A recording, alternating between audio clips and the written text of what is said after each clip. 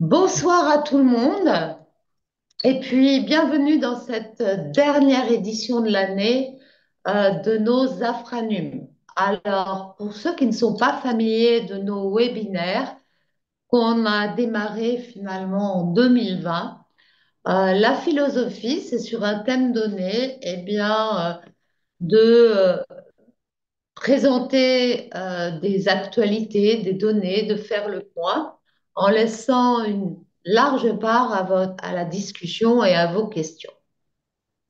Alors, Afranune, c'est une activité de l'Afravi, l'Alliance francophone des acteurs de la lutte contre le VIH, les hépatites, la santé sexuelle et les émergences infectieuses. Je pense que vous connaissez, je vous invite à aller sur le site bientôt remodelé de l'Afravi, dont les objectifs majeurs sont la transmission des informations, la formation.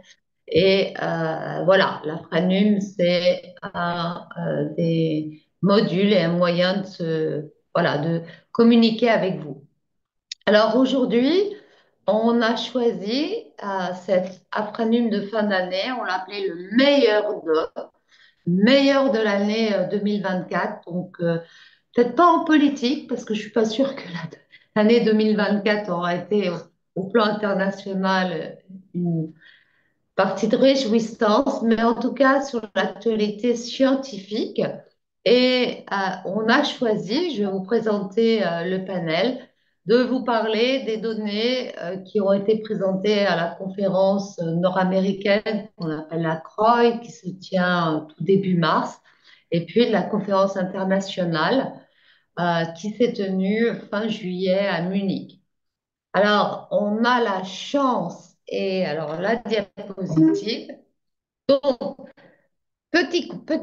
voilà, donc le meilleur d'eux, le meilleur d'eux, c'est, je vais demander à Gilles Pétavin, mais depuis quand? Ça doit faire au moins Ça fera 20 ans l'année prochaine. 20 ans. 20 ans qu'un collectif expert se donne rendez-vous et nous prépare des kits de diapositives en français. C'est pour ça que c'est parfaitement adapté à l'Alliance francophone, à l'AFRAVI. Voilà, donc la diapositive. Donc voilà, meilleur de la Croix qui était à Denver et puis l'autre conférence. Alors l'équipe de rédaction, et vraiment je les salue, vous allez avoir en direct Gilles Pétavin, qui est pharmacologue à l'hôpital Bichat, qui est très grande antériorité, probablement un des best of the world, pour parler en anglais. Et puis Charlotte Charpentier, qui va commencer cette session Afranum de ce soir. À leur côté, Jacques Rennes, professeur à Montpellier, Jacques Gaune, professeur de maladies infectieuses à Bichat, et le tout est entraîné de main de maître par le professeur Raffi.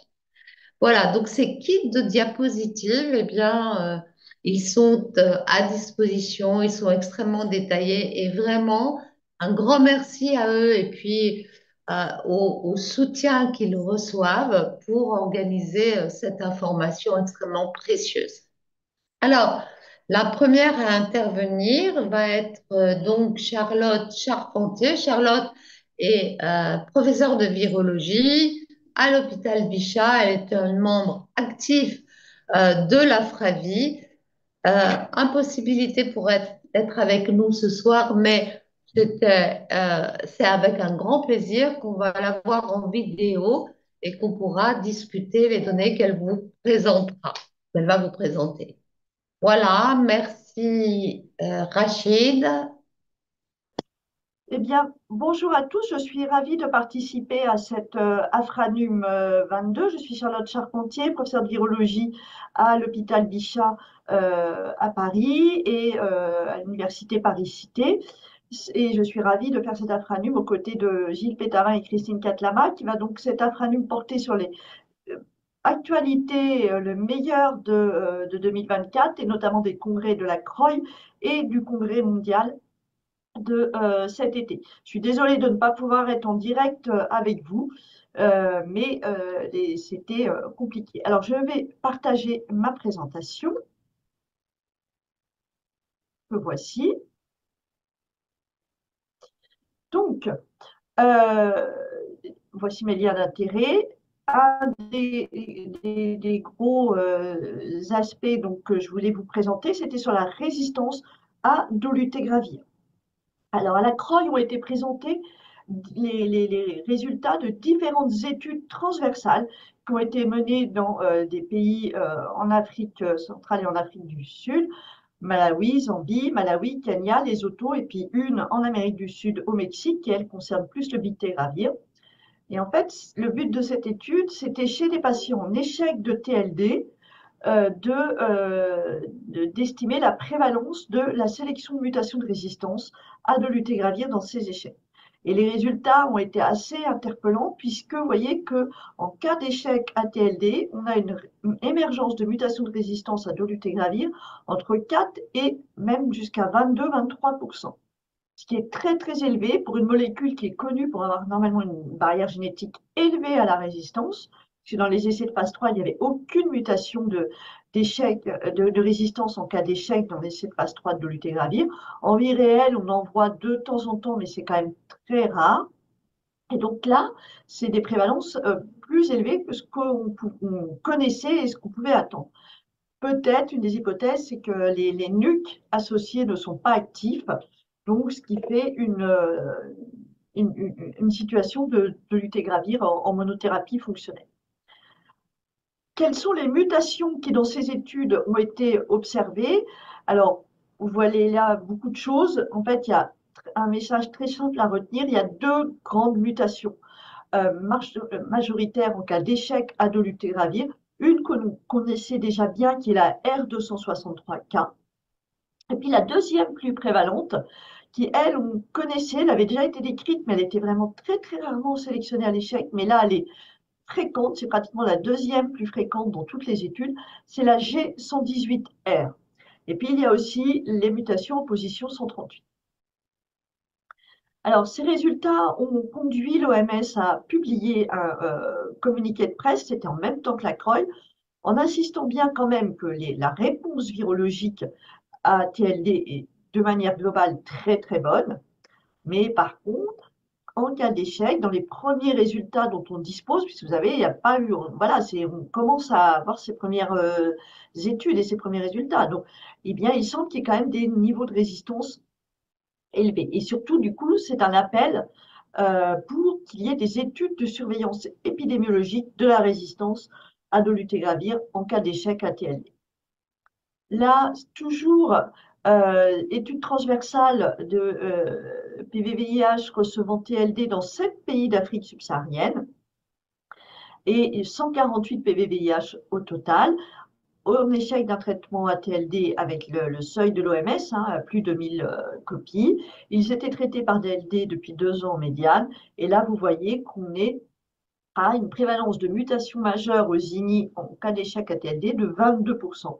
Donc là aussi, c'est élevé. Mais très souvent, pour ne pas dire presque dans toute la grande majorité des cas, eh bien finalement, il y a des mutations au NUC, tous porteurs de soit 184V, soit ce qu'on appelle des TAMS, des mutations associées aux analogues du thymidine, qui vont, si elles sont un plus grand nombre que 3, peuvent impacter l'activité du ténophobir. Et là aussi, vous voyez que les mutations les plus fréquentes, c'est en position 138, 118R, un peu moins fréquente la 263, mais on la voit quand même.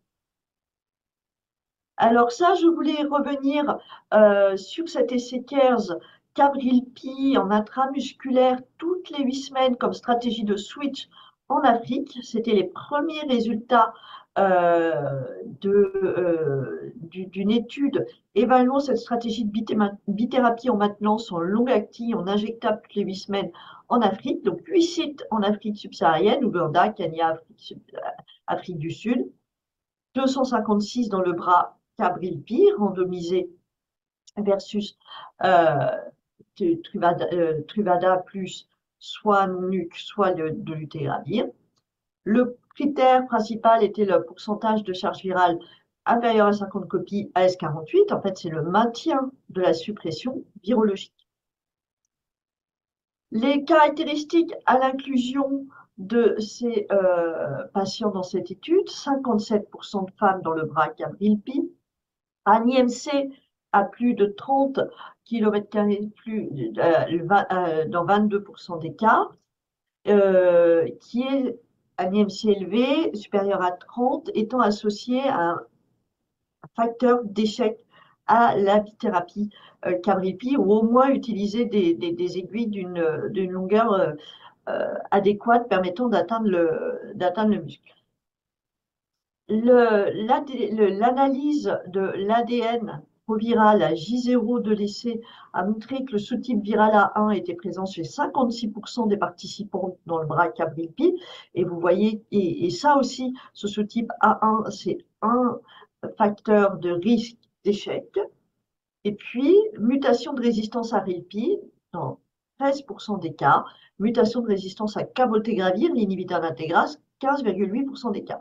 Donc évidemment, vous imaginez bien, si on met Cabrilpi alors qu'il y a 13% de mutation de résistance à Rilpi ou de résistance à Cab, eh on s'attend à ce que ça ne marche pas. Et c'est un des facteurs majeurs de risque d'échec. Il faut évidemment surtout pas donner cette bithérapie quand il y a eu un antécédent d'échec, soit un non-luc, même si ça est efavirenz, parce qu'il y a des résistances croisées entre efavirenz et Rilpi, et ni non plus, évidemment, s'il y avait un échec à Dolu ou à Ralté sous cabotegravir. Donc là, vous voyez qu'on a quand même des caractéristiques de patients, 22% qui sont obèses, 56% qui ont un sous-type A1 et 13 à 16% qui ont des mutations. On s'est dit, en voyant ces caractéristiques-là, il va avoir des problèmes avec cette stratégie.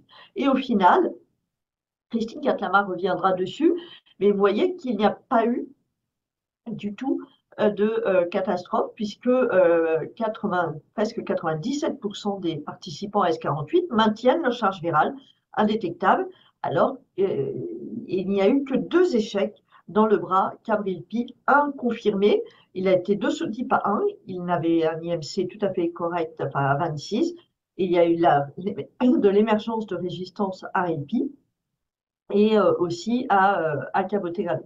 Et il y a eu le deuxième échec, en fait, n'a pas été confirmé puisque la personne est décédée avant le contrôle. Et là aussi, les délais d'injection étaient bien suivis, mais il y avait des mutations à la Rilpi avant de commencer la bithérapie. Alors, pourquoi je vous présente ça? C'est parce que nous, en virologie, on ne comprenait pas très bien, et même si c'était tant mieux que ça marche, mais à la limite, on ne comprenait pas très bien pourquoi. En fait, il a fallu attendre, pas l'oral de la Croix, là, on n'a pas eu ces données virologiques précises, mais le papier qui est sorti ensuite dans le Lancet. Et même dans le papier, vous voyez qu'il a fallu aller dans les tables supplémentaires pour voir un peu plus. Alors, donc là, déjà, si on regarde les sous-types, je vous ai dit, 56% sont A1 à 6, ce qui sont un sous-type à risque d'échec. Et en fait, on voit que effectivement, il y a 54% de A, mais on voit que majoritairement, ce A, c'est du sous-type A1. Et on voit qu'il n'y a pas de A6.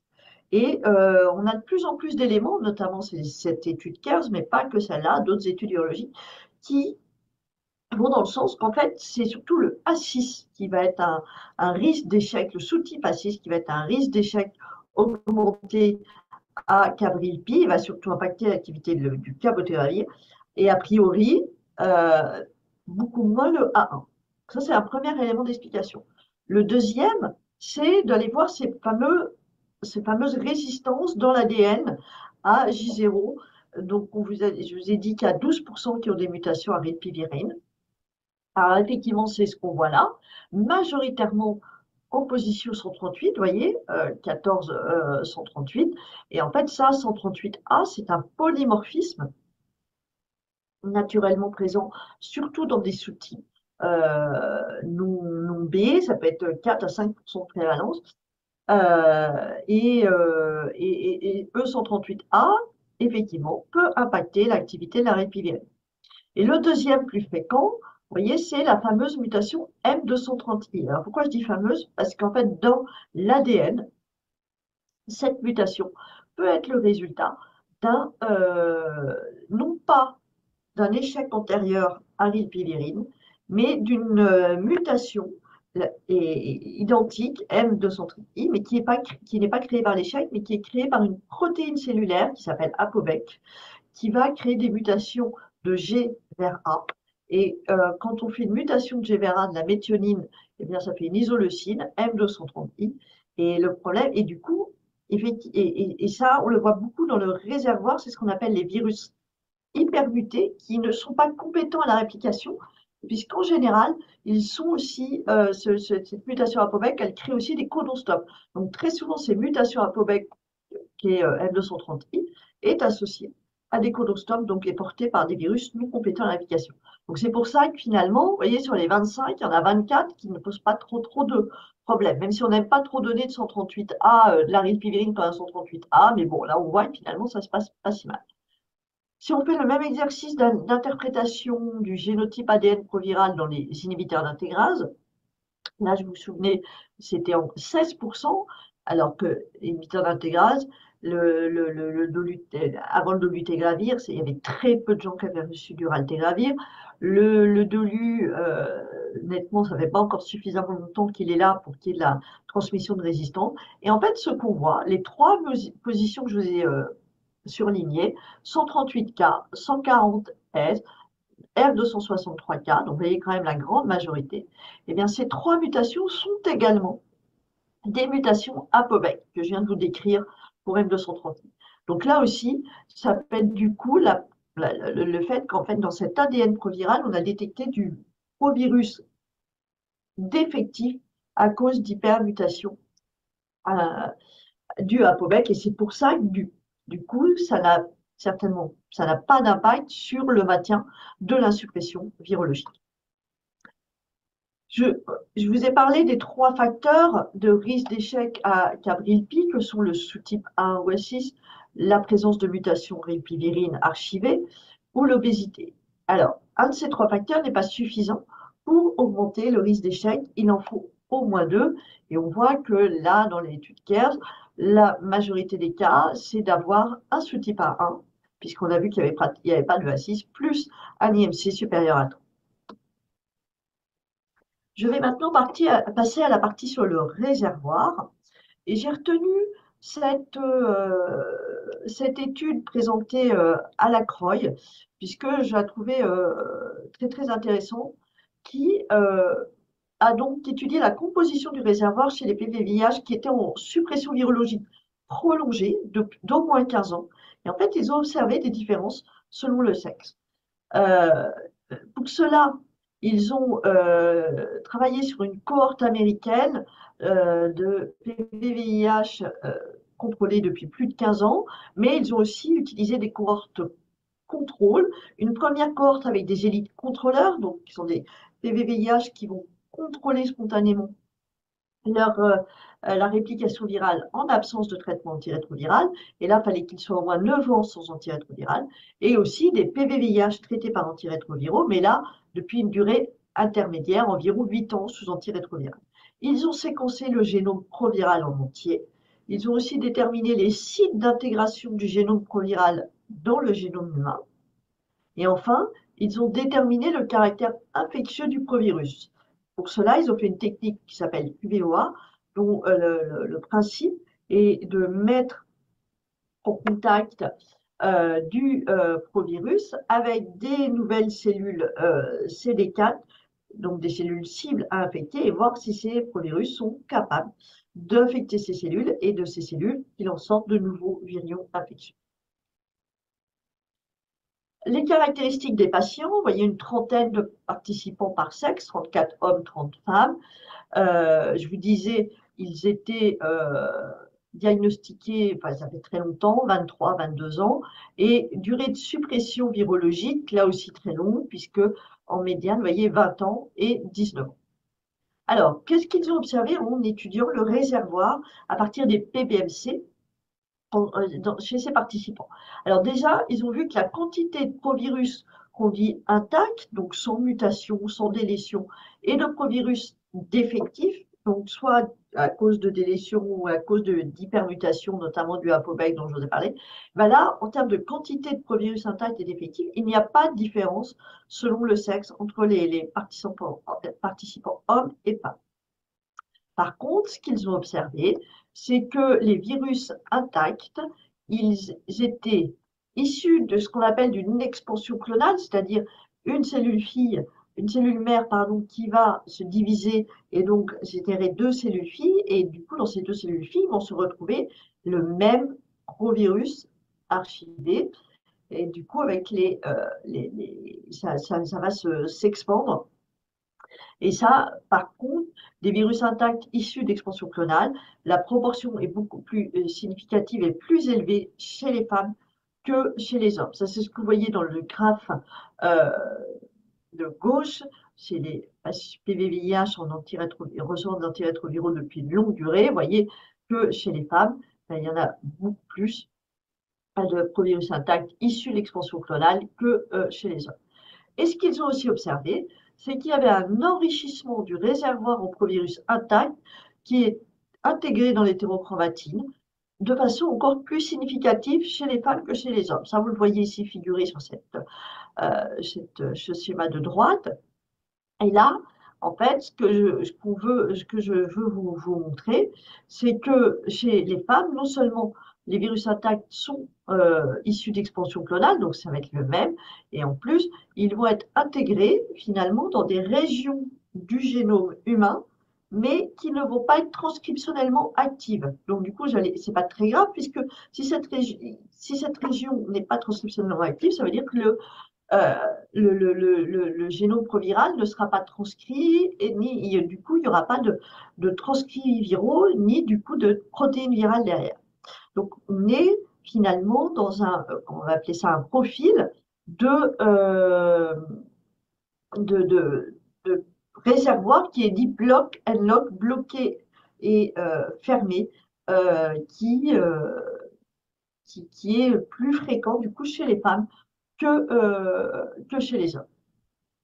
Ces données, du coup, suggèrent que peut-être, c'est même s'il faut faire d'autres études pour le montrer, mais tout du moins le suggère, que le système immunitaire féminin pourrait exercer une pression sélective plus efficace que le système immunitaire chez les hommes.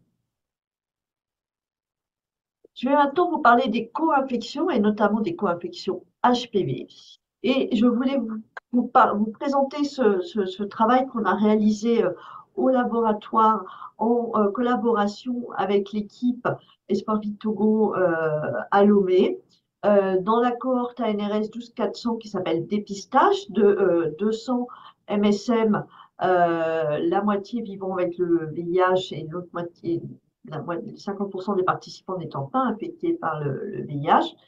Et l'objectif étant d'évaluer la performance de l'autoprélèvement anal pour la détection des HPV, de l'ADN des HPV à haut risque. Parce que vous savez que les stratégies maintenant de dépistage du cancer anal consistent à détecter l'ADN HPV, les HPV à haut risque, à partir d'un frottis anal. Sauf qu'un frottis anal, ce qu'on était habitué, c'est qu'il soit réalisé par un proctologue, voilà, ce qui est compliqué pour la prise en charge, qui est compliqué dans l'organisation des soins. Donc, ça serait beaucoup plus pratique que l'autoprélèvement anal puisse fonctionner pour se faire ce dépistage du cancer anal. Donc, on a chez 188 MSM de cette cohorte à 12400 dépistage qui étaient âgés de 24 ans en médiane, réalisé le même jour ce qu'on a appelé un autoprélèvement anal APA et un prélèvement, un frottis anal FA, réalisé là par un praticien. Déjà, en termes de faisabilité et l'acceptabilité, c'était très bon, puisque 99% des participants ont trouvé la réalisation de l'autoprélèvement facile et plus de 60% préfèrent l'autoprélèvement au frottis. Les autoprélèvements étaient tout à fait valides, puisque 6% étaient ininterprétables et c'était 4% dans les frottis, donc c'est similaire. Et en termes de détection d'HPV, au moins un HPV au risque étaient détectés dans 83% des autoprélèvements et 76% des frottis anneaux. Et si on focus sur l'HPV-16, qui est vraiment le plus fréquent des types d'HPV retrouvés dans les cancers anneaux, il est détecté dans 28% des autoprélèvements et 26% des frottis. Donc, ce qui prouve qu'il y a une très bonne concordance entre les résultats de l'autoprélèvement et du frottis, presque 90%. Et pour HPV-16, vous voyez même, c'est 90%, c'est pour l'ensemble des types d'HPV au risque. Et pour l'HPV-16 uniquement, on est à plus de 90,3% et un kappa à 0,75. Et vous avez ici figuré le donut plot qui compare les résultats APA, les résultats à l'intérieur du cercle de l'autoprélèvement avec les résultats de frottis anneaux à l'extérieur du cercle. Et donc, on voit une très bonne concordance. Et dans les peu de cas de discordance, en fait, on se rend compte que ces discordances, elles sont arrivées dans des prélèvements où la charge virale HPV-16 était faible. Donc, c'est pour ça, il y a des fois on l'a trouvé, des fois on ne la trouvait pas. C'est corrélé les discordances à des charges virales faibles. Cette étude espagnole que j'ai trouvée présentée à la CROI très intéressante, c'était les facteurs de risque de cancer anal chez les PVVIH, puisqu'on sait que les PVVIH sont de toute façon, surtout avec l'âge, à plus de 30 ans, des personnes plus à risque de cancer anal que la population générale, et notamment une augmentation de l'incidence très très élevée. Selon les études, un facteur 40, ça peut aller jusqu'à un facteur 100. Donc, on le sait que cette population, elle est plus à risque. Mais là, cette étude espagnole, ils ont fait ça dans la cohorte PIT6, ils ont voulu essayer d'aller plus loin et plus précisément dans cette population VIH, quelles sont celles qui sont encore plus à risque. Donc, ils avaient un suivi médian de 9,5 ans. Ils ont pu identifier 107 cancers anneaux parmi 14 238 PV-VIH, ce qui fait un taux d'incidence globale de 72,4 100 000 patients année. Et là, ce qu'ils ont regardé, c'est l'incidence du cancer anal selon le nadir de CD4 et selon l'âge.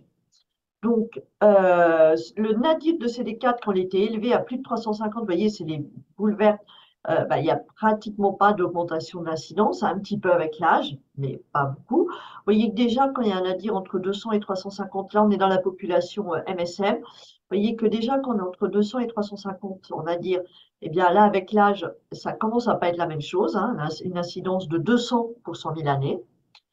Et par contre, quand on a un nadir inférieur de CD4 inférieur à 200, MSM et qu'on a plus de 30 ans, encore plus à plus de 45 ans, encore plus à plus de 60 ans, vous voyez que ça augmente très très fortement avec l'âge. Donc, on le voit aussi chez les hommes vivant avec le VIH, nous à séchage, que l'âge a un impact. De même, chez les femmes vivant avec le VIH, on voit un impact un petit peu du nadir de CD4 et de l'âge.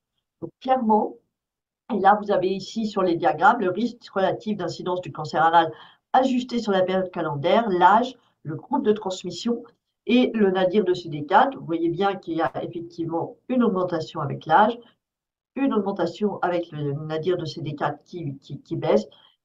Sur la période calendaire, on est avant 98, mais ça c'est normal, avant les trithérapies où l'immunodépression était beaucoup plus sévère et fréquente. Donc, les variables les plus associées au risque de cancer anal chez les PVVIH étaient donc l'âge, le fait d'être à séchage et un nadir bas de cellules CD4. Donc, ce nadir de CD4, du coup, il pourrait être utilisé pour, dans la population PVVIH, identifier ceux qui seraient encore plus prioritaires pour le dépistage du cancer anal. Le dernier thème que je voulais aborder avec vous, c'est le thème mère-enfant. Et je voulais présenter ce travail que j'ai trouvé intéressant, qui était en late breaker au Congrès mondial cet été, sur l'impact du lait maternel sur le microbiome des nouveau-nés exposés non infectés. C'est une sous-étude de la cohorte Infant en Afrique du Sud. 40 pères de mamans vivant avec le VIH qui allaitent leurs nouveau-nés. Et puis, on a aussi étudié, ils ont aussi étudié les nouveau-nés exposés non infectés qui ont reçu de la PTME. Et puis, un groupe contrôle de 40 paires de mamans séronégatives pour le VIH, elles aussi allaitant des nouveau-nés évidemment non exposés. Ils ont recueilli le lait, les faits sèches chez les mamans, ils ont recueilli les faits sèches chez les nouveau-nés pour faire des analyses de métagénomique, de séquençage ARN-CSS pour voir les bactéries. En termes de résultats, qu'est-ce qu'ils ont observé? C'est une composition altérée du microbiome du lait des mamans vivant avec le VIH par rapport à celles n'étant pas infectées par le VIH. Celles vivant avec le VIH avaient une quantité beaucoup plus importante de bactériophages, de bifidobactéria dans leur microbiome du lait.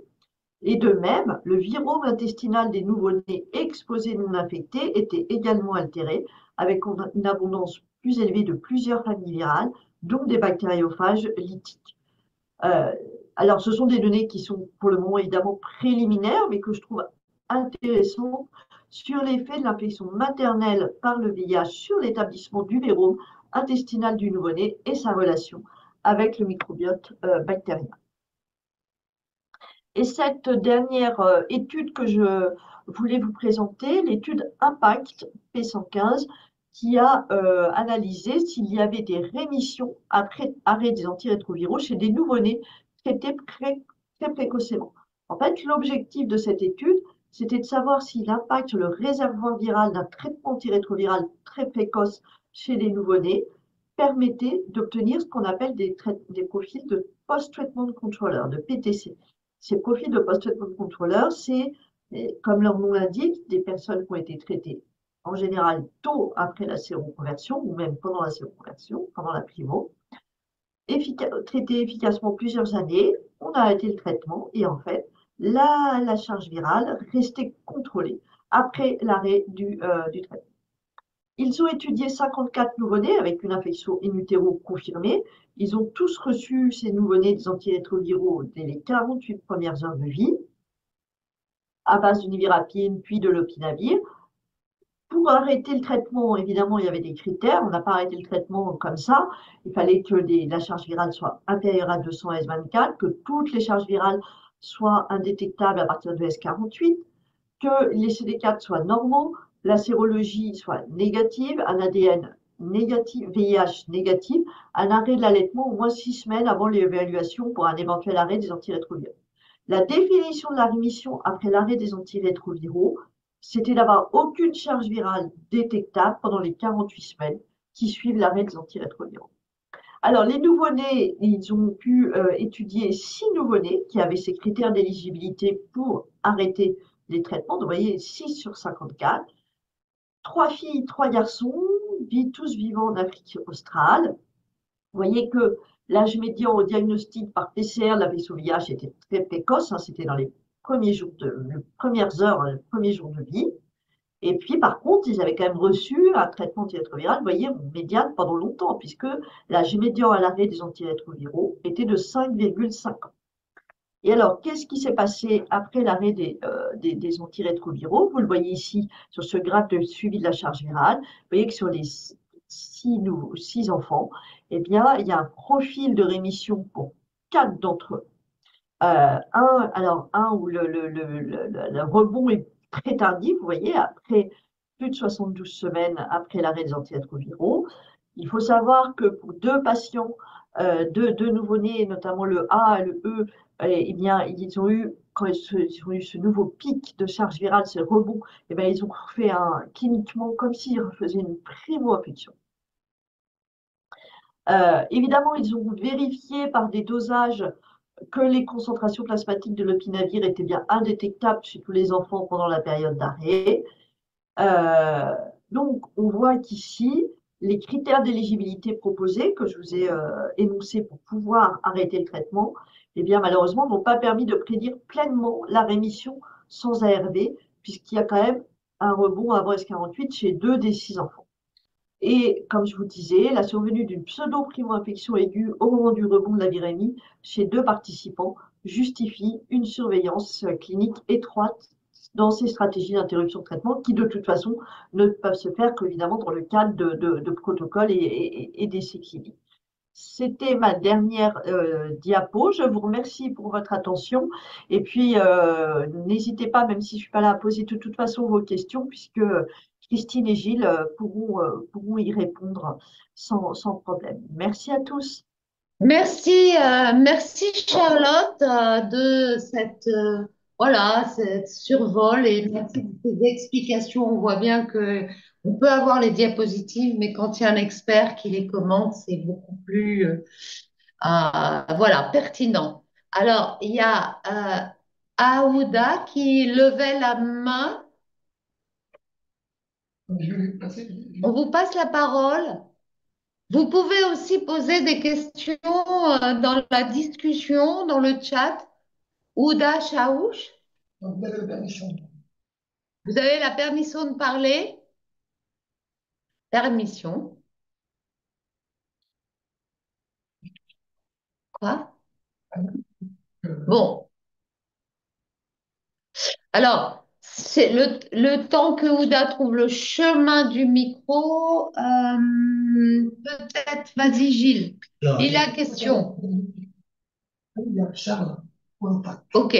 Alors, on va prendre une question sur le chat. D'accord. Alors, il y a une question de Souleymane pour adresser à l'attention de Charlotte Charpentier en lien avec l'étude espagnole. De plus en plus, l'accès au comptage des CD4 est réduit dans beaucoup de pays en Afrique. Que pensez-vous de cela et de son impact en particulier sur la caractérisation et le suivi immunologique?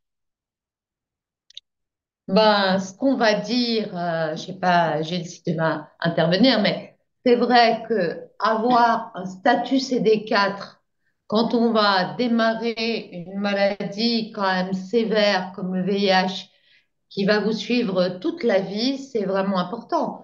Donc, je ne sais pas si vous n'avez plus accès dans vos différents pays, je ne sais pas où est sous les mâles, mais avoir un CD4, en particulier quand on rentre, puisque dans cette étude, c'était des patients qui rentraient dans le soin, en dehors de l'HPV du cancer, eh bien, il y a beaucoup de choses qui sont prédites. Vous allez voir, je vais y revenir, par le niveau de CD4. Donc, il faut vraiment se battre pour que quand même, dans ce que l'on fait comme bilan initial, il y ait une numération des lymphocytes CD4.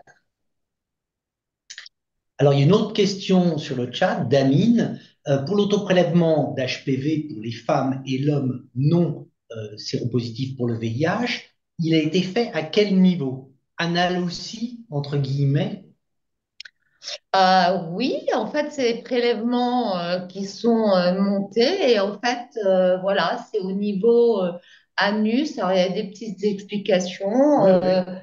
Voilà, c'est au niveau anal, les hommes comme les femmes. Cette étude, c'était que chez les hommes, mais c'est aussi pratiqué, ça peut être aussi pratiqué chez les femmes. Oui, Voilà. le prélèvement s'accompagne d'une petite iconographie et d'explications pour que l'autoprélèvement soit réalisé par les sujets eux-mêmes. Charles Coinfac a levé la main. Oui, bonsoir. Je ne sais pas si vous m'entendez. Bonsoir Charles, oui, très bien. Bonsoir Charles. Oui, bonsoir. Bon, c'était pour le cas des deux enfants, parce que dans l'étude où il y avait les six enfants, donc quatre avaient une rémission après les 72 semaines. Et les deux autres, qu'est-ce qu'on a fait? On a remis le traitement? Oh ben oui, oui, oui. Le traitement a été repris. Le traitement a été repris et en fait, ils n'étaient pas résistants. Euh, voilà, c'est vrai que c'est important ce concept. C'est une recherche, hein, on s'amuse pas à faire ça en pratique, mais on voit bien que effectivement, il y en a qui mettent plus de temps à rebondir. Et parce qu'ils ont été traités très tôt, vous vous rappelez, ça nous rappelle le contexte des patients Visconti qui ont été traités très tôt, puis qui ont arrêté. Voilà. Et ce qui reste à faire à la science, c'est d'essayer de voir quel est le profil de ces patients. Alors peut-être qu'il pourrait se passer des antirétroviraux ou dans le futur disposer de thérapeutiques comme les BINAPS. On n'en parlera pas là ce soir, mais qui peuvent contrôler aussi une charge virale sans être des antirétroviraux au long cours. Et Non, non, je suis d'accord, il n'y a pas de...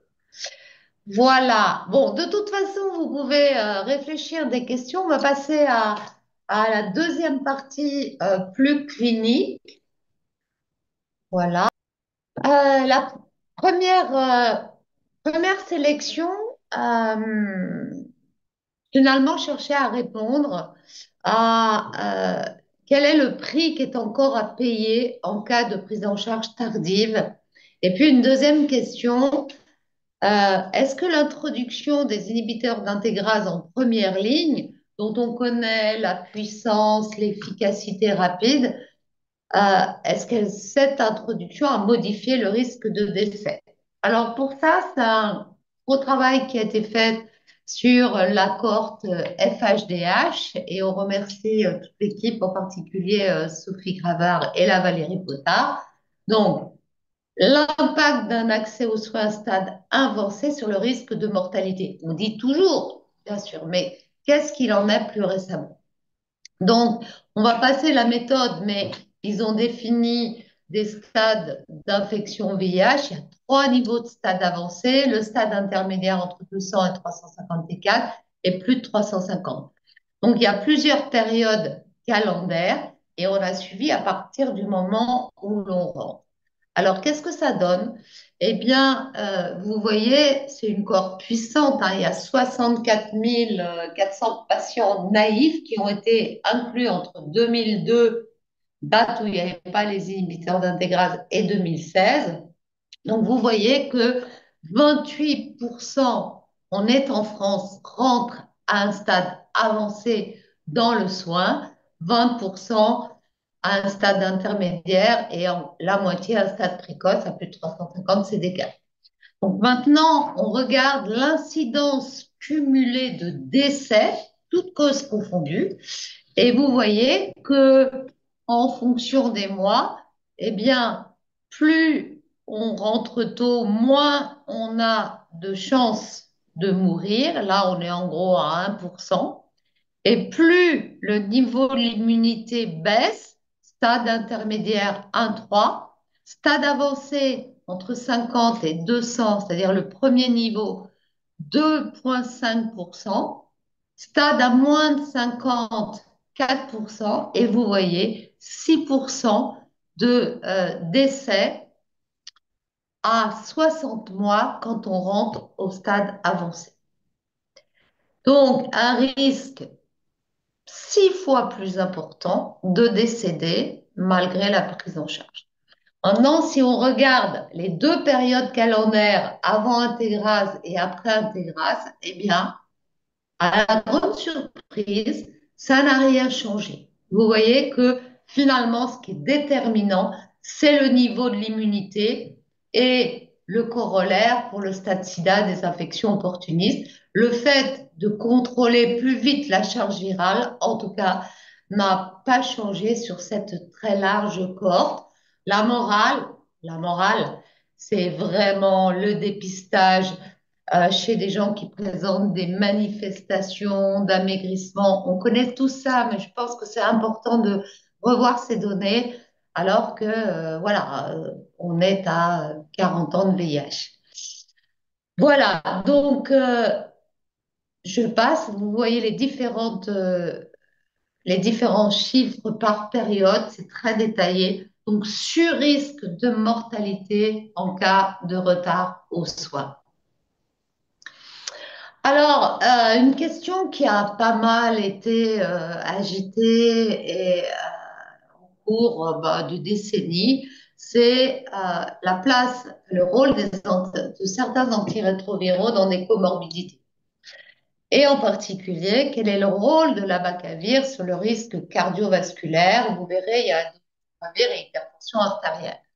Donc ça, c'était il y a environ 8-10 ans avec des données, disons, du monde anglo-saxon qui montraient que l'abacavir favorisait le risque cardiovasculaire, alors que sur des données françaises, il y avait eu un gros débat, on ne voyait pas ça. Alors là, dans l'étude REPRIVE, vous voyez, c'est un très, très, très large étude qui a évalué l'impact d'une statine, la pitavastatine, versus un placebo chez des gens qui étaient à risque cardiovasculaire faible ou modéré, mais qui étaient tous VIH, qui n'étaient pas connus pour avoir une maladie cardiovasculaire. Cette étude a montré un bénéfice de la pitavastatin. Mais si on regarde, ça c'est une sous-étude, 7 769 participants de Reprieve avaient été exposés ou étaient exposés à la bacavir, soit au moment de la randomisation, soit dans le passé pendant 3 ans. Et puis, il y avait 78% qui ne l'avaient pas été. Et donc, on a regardé entre ceux qui avaient été exposés et ceux qui ne l'avaient pas été, le risque cardiovasculaire, sachant qu'ils étaient ou pitavastatin ou placebo. Voilà. Et on se rend compte, c'est assez édifiant, que finalement, alors les risques, les incidences cumulées sont faibles, mais vous voyez que ceux qui n'ont jamais utilisé, c'est la ligne en marron, eh bien, ont un risque qui est plus faible que ceux qui ont utilisé ou qui utilisent la Bacavir. Donc, en fait, on peut conclure, quand on fait les ajustements méthodologiques, que finalement, l'usage de l'abacavir, eh bien, est associé, et je crois que la puissance de cette étude permet vraiment de trancher à la survenue d'un surrisque cardiovasculaire. Alors, vous allez me dire, on n'utilise plus beaucoup l'abacavir, c'est vrai, mais là encore, ça illustre que les produits antirétroviraux, en dehors de leur impact sur le VIH, peuvent avoir des effets propres à leur structure ou à autre chose. Voilà, et ça, c'est quelque chose d'important pour nous à connaître dans la pratique. La deuxième chose, le deuxième élément que j'ai sélectionné, c'est le dolutegravir et le risque d'hypertension artérielle. Bon, vous savez, Advance, bref, plus personne ne doute qu'il y a un lien entre la prise de poids et le dolutegravir ou le bictegravir avec du TAF. Dans ces cohortes prospectives, qui sont des cohortes Kenya, Nigeria, Ouganda et Tanzanie, vous voyez, donc 2000, près de 2500 personnes VIH et 455 personnes sans VIH, et c'est très important hein, d'avoir un groupe contrôle, eh bien, on a regardé la prévalence de l'hypertension artérielle définie par plus de 14,9 à 2 visites semestrielles. Et donc, on ne va pas rentrer dans le modèle, mais lorsqu'on compare dolutegravir versus une autre stratégie, NNRTI, efavirenz ou nevirapine ou même IP, eh bien, on se rend compte qu'il n'y a pas d'association entre le dolutegravir et une incidence accrue d'hypertension artérielle. Voilà, ce qui pondère ce qui avait été montré l'année dernière avec peut-être un surrisque du dolutegravir et d'hypertension artérielle, qui est bien entendu une comorbidité sévère. Alors, autre question, hein, c'est un petit peu pourri, est-ce qu'on peut recycler des inhibiteurs de la transcriptase inverse et lesquels en deuxième ligne de traitement? Donc là, c'est l'expérience africaine en Zambie. Donc, c'est l'étude de Vicente. C'est un essai randomisé ouvert de non-infériorité. 2 groupes de patients. Donc, ils étaient en première ligne avec TNO3TC, Favirenz ou Nevirapine. Décharge virale supérieure à 1000 copies dans le groupe B, décharge virale inférieure à 1000, mais tout le monde est détectable. Et vous voyez plusieurs stratégies avec de la tazanavir, avec du lopinavir ou avec du dolutegravir. Le critère de jugement principal, c'était d'être inférieur à 1000 copies. C'est pas tout à fait le succès, mais c'est en tout cas l'inverse de l'échec selon la définition OMS. Vous voyez, dans cette population, 92% avaient des résistances aux inhibiteurs de la RT et Lorsqu'on regarde dans les deux groupes, je rappelle la sévérité, donc ceux qui ont moins de 1000 copies, eh bien, vous voyez que il n'y a pas d'émergence de résistance à dolutegravir jusqu'à 144 semaines. On regarde donc la charge virale indétectable.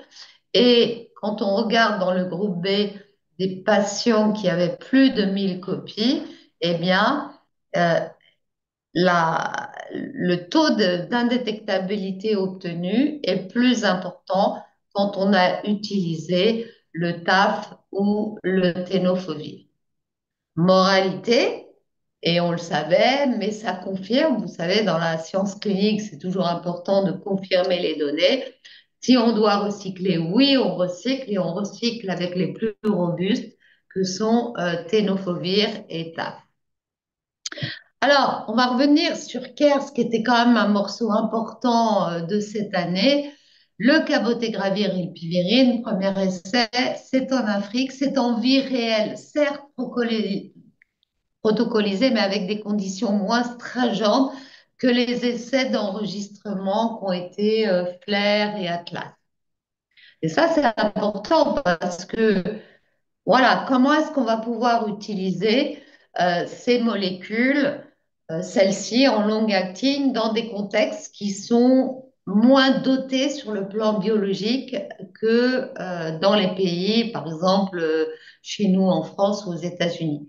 Donc, Charlotte a déjà présenté, mais voilà, 512 patients qui sont avec une stratégie que vous voyez, donc, ténofovir 3-TC ou FTC et dolutegravir ou nevirapine ou efavirenz, ils sont indétectables. Ils n'ont pas d'infection hépatite B, c'est très important parce que je rappelle que gabapentin, ben, ça ne couvre pas l'hépatite B. Ils n'ont pas d'antécédent d'échec thérapeutique. Il y a une phase orale, puis on est là avec des injections toutes les 8 semaines, ce qui est le mode d'administration, en tout cas en Europe. Et le traitement oral qui est poursuivi, 250, une puissance importante. Là, les mesures sont réalisées à S24 et S48 et pas dans les essais d'enregistrement, on en avait fait beaucoup plus souvent. Le critère principal, c'est bien la charge virale inférieure à 48 semaines. Ils sont, je répète, indétectables au démarrage. Donc, qu'est-ce qui se passe? Eh bien, là, c'est effectivement la population. Vous voyez, ils ont été longtemps en première ligne. Ce sont des patients observants, mais ils ont été aux trois quarts exposés au NNRTI et plus de 90% avaient un inhibiteur d'intégrase, j'imagine le dolutegravir, au moment de l'inclusion. Ils passaient de leur intégrase au cabotegravir, qui est une autre intégrase. Voilà. Donc, l'IMC, tout le monde est familier avec ça. Si l'IMC est un problème, c'est parce qu'il faut adapter la longueur des aiguilles pour que les injections soient faites en intramusculaire et pas dans la graisse. Et voilà, on a déjà mentionné. Vous avez vu toutes les subtilités que nous a montré Charlotte sur l'ADN. Et alors, en termes de résultats, c'est quand même vraiment superbe parce que le succès virologique, il est à plus de 95%. Alors, vous allez me dire, c'était des gens qui étaient indétectables. Ils sont restés dans le bras oral, mais finalement, on est à quasiment 97% dans le bras, donc Cabo-Ripi, ce qui veut dire que les gens ont réalisé les injections, etc. Non-réponse virologique au nombre de 6 et de 5. Et en gros, finalement, 2 échecs virologiques dans le bras Cabo-Ripi, vous vous rappelez, sur les 250 patients. Voilà, donc pour un, ben oui, il a été confirmé.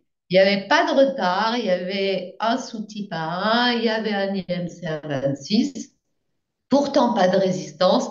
Heureusement, la personne a été recontrôlée sous Téno 3-TC dolutegravir parce que finalement, il n'y avait pas d'émergence de résistance au dolutegravir. Donc ça, c'était important. Voilà. Donc, et puis un autre patient qui est décédé, il y a eu un rebond de la charge virale avant le décès. Je suis pas sûre qu'on puisse dire que ce soit complètement la thérapeutique. Donc, en résumé, ce qui est vraiment important, c'est qu'il y a une efficacité extrêmement élevée, 97%. Donc, c'est comme les essais qui étaient réalisés au nord d'enregistrement, même presque mieux. Et donc, voilà, c'est parfaitement réalisable, même si, effectivement, comme l'a montré Charlotte, il y avait des gens qui avaient des petites mutations. Ça a été su a posteriori. Donc, on va dire que dans ce contexte, les gens ont adhéré, ça a été extrêmement bien réalisé et ça a maintenu la suppression virologique. Globalement, le profil de tolérance était très satisfaisant et la satisfaction des patients, bon là, on n'a pas de quoi la mesurer, mais elle est énorme. Ils sont volontaires aussi, mais c'est vrai que c'est un traitement qui permet de s'affranchir, en tout cas de soulager le poids de tous les jours dans des contextes où finalement, voilà, la discrimination, la peur d'être vu en train de prendre son traitement sont extrêmement prégnants. Alors, autre contexte, parce que vous voyez, cabotegravir, rilpivirine injectable, même si ce n'est pas les plus costauds, on en aura des mieux, caborilpi, des injectables, eh bien, ça devrait aussi pouvoir nous servir à traiter des gens qui sont difficiles à traiter. Et dans cette étude nord-américaine, ils ont évalué caborilpi chez des gens qui ont des difficultés d'observance, qui répondent pas, qui ont des suivis chaotiques, pour 1000 raisons. Voilà, donc je résume, c'est un peu compliqué. Il y avait une première étape de renforcement de l'observance, puis une deuxième étape où s'il persistait, les gens étaient randomisés pardon, entre caborilpi et puis poursuivre son traitement standard of care. Donc là, beaucoup de gens sont entrés détectables et ici, le critère principal, c'est finalement, ça a été l'échec virologique, le maintien d'un échec virologique. Donc la suivante. Et vous voyez que, évidemment, on n'est pas dans les 97%, mais euh, on a dans le bras oral, on est encore à peu près à 40% d'échecs et on a gagné puisque avec le caborilpi, on n'est plus qu'à 24%. Alors, c'est pas beaucoup la différence, mais c'est quand même chaque stratégie où on va pouvoir récupérer et amener à l'indétectabilité des gens qui ne l'étaient pas, c'est vraiment important. Oui, pardon, je me trompe, c'est 24% qui sont encore en échec. Ça veut dire pas loin de 80% qui sont en succès. Voilà. Donc, d'ailleurs, dans cette étude, eh bien, le comité indépendant a recommandé d'ouvrir à tout le monde la stratégie injectable. Voilà. Donc ça, c'était les données. Vous voyez, ils étaient détectables après la première phase à 70% et ensuite à 17%. Donc, important, il faudra qu'on se mobilise pour les traitements injectables, même s'ils sont enregistrés chez des gens qui sont contrôlés, ça n'est pas réservé aux gens qui sont forcément observants et qui vont passer de l'oral à l'injectable pour une vie plus facile. Ça peut être aussi, je pense à des populations comme des enfants, comme des adolescents ou des gens, voilà, tout le monde n'est pas indétectable, loin s'en faut. Voilà, ça c'était, bon, on va passer, donc voilà. Alors, maintenant, la recherche vers des nouveaux médicaments, ben, elle continue d'être extrêmement tonique. Je vous ai mis là, c'était pas la Croix ni à Munich, c'est les jolis tissus africains pour lesquels j'ai une certaine passion. Donc, quelle autre bithérapie à action longue durée on va pouvoir être capable de développer? Un petit point sur l'islatravir. C'est une molécule qui est vraiment intéressante, qui n'a pas eu beaucoup de chance à sa naissance. C'est un double inhibiteur et transcription et translocation. Retenez que c'est comme un peu un nuque. Il est très puissant, il est actif à des concentrations nanomolaires. Il a une demi-vie très longue. Mais, pas de chance, cette molécule, développée pour être un agent antirétroviral, a engendré des lymphopénies, en particulier CD4.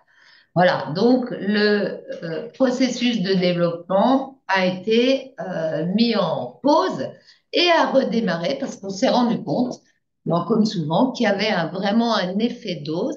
Et à l'heure actuelle, le développement de cette molécule, qui reste toujours très intéressant, se fait avec une dose beaucoup plus faible de 0,27 mg. Donc là, on a une combinaison de cet islatravir et du lenacapavir.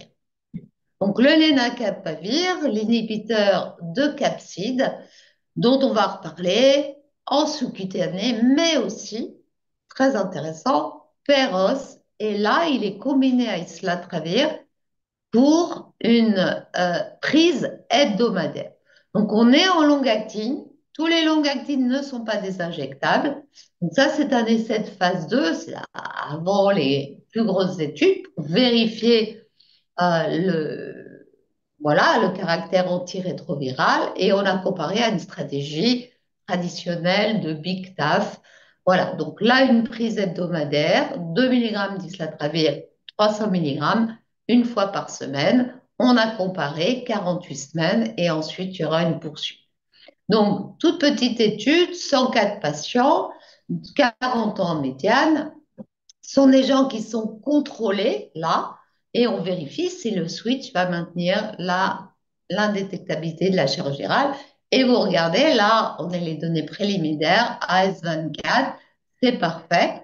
L'islatravir et l'enacapavir fait aussi bien que la trithérapie, donc tous les jours, administrée tous les jours, isla-léna étant une fois par semaine. Voilà, et évidemment, on a regardé les lymphocytes CD4 pour vérifier que cette posologie d'islatravir hebdomadaire n'induisait pas de baisse des CD4. Et vous voyez que sur la période de 24 semaines, c'est tout à fait similaire l'évolution des CD4 à TAF-FTC bictegravir. Donc, rassurant sur la sécurité. Une autre thématique qui a été voilà, montrée, c'est la place des trithérapies intermittentes 4 jours sur 7. Alors, si vous êtes familier des afranumes, on a déjà évoqué quand on a parlé des stratégies d'allègement, en particulier avec les données françaises Quatuor précédées avant de 4D, Quatuor étant la très large étude, 600 patients qui randomisaient des thérapies soit tous les jours, soit 4 fois par semaine, du lundi au jeudi. Et donc là, produit d'ailleurs par des Nord-Américains, l'essai photo qui a comparé donc bictegravir, FTC, TAF, ça c'est comme TLD si vous êtes en Afrique, pris 5 jours sur 7 versus, non pardon, en ouvert, il y avait qu'un bras, non, quotidien, 5 jours sur 7 ou quotidien. Voilà, 60 patients ont été inclus et voilà, quelques arrêts. Et là, le maintien de la charge virale, vous voyez, sans aucune différence entre la prise quotidienne et la prise 5 jours sur 7.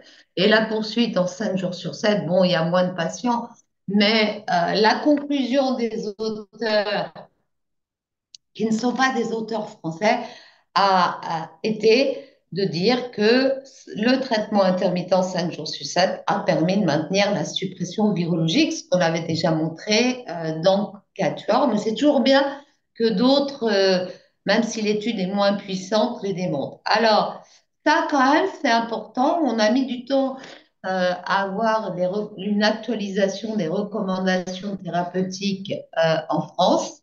Mais c'est chose faite depuis 2024.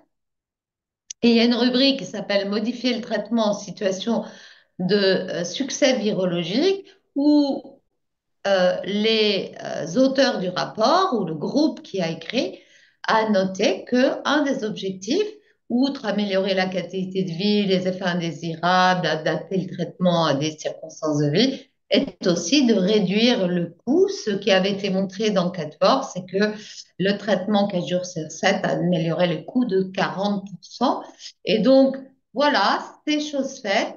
C'est pas dans les recommandations de l'OMS, mais c'est dans les recommandations françaises où on peut 4 ou 5 jours sur 7 chez des gens, voilà, qui n'ont pas eu de nadir trop bas, parce que ça, c'était les conditions de 4 heures. Voilà, donc on est content, on n'est plus, pour nous qui pratiquons beaucoup cette stratégie à pitié, on n'est plus hors des clous on va dire, la légalité. Voilà. Ah donc, euh, autre étude, donc artistry. Donc artistry, là, on revient avec des bithérapies, deux bictegravir. Là, il est tout seul avec le lenacapavir. Bon, il se trouve que c'est le même laboratoire qu'Iliade, c'est pour ça qu'ils cherchent une bithérapie. Et ça, c'était comparé à la poursuite du traitement. Alors, qui on a inclus dans cet essai? Des gens qui avaient un schéma de traitement complexe, soit une IP boostée, soit plusieurs prises par jour, plus de comprimés. Bref, des gens qui étaient contrôlés virologiquement, mais qui n'avaient pas un traitement simple d'une gélule par jour. Et donc, voilà, les différents bras étaient testés, donc 2 doses de lenacapavir, 25 ou 50 mg. Là, ici, on est avec du lenacapavir oral. Il faut juste valider la bithérapie, bictegravir, lenacapavir. Voilà, et qu'est-ce que ça donne? Ben, vous voyez que soit on poursuit le schéma, donc là on ne change rien, c'est le succès, et dans les deux bras, BIC 60, l'ENA 25 mg ou 50, on a un super taux de succès.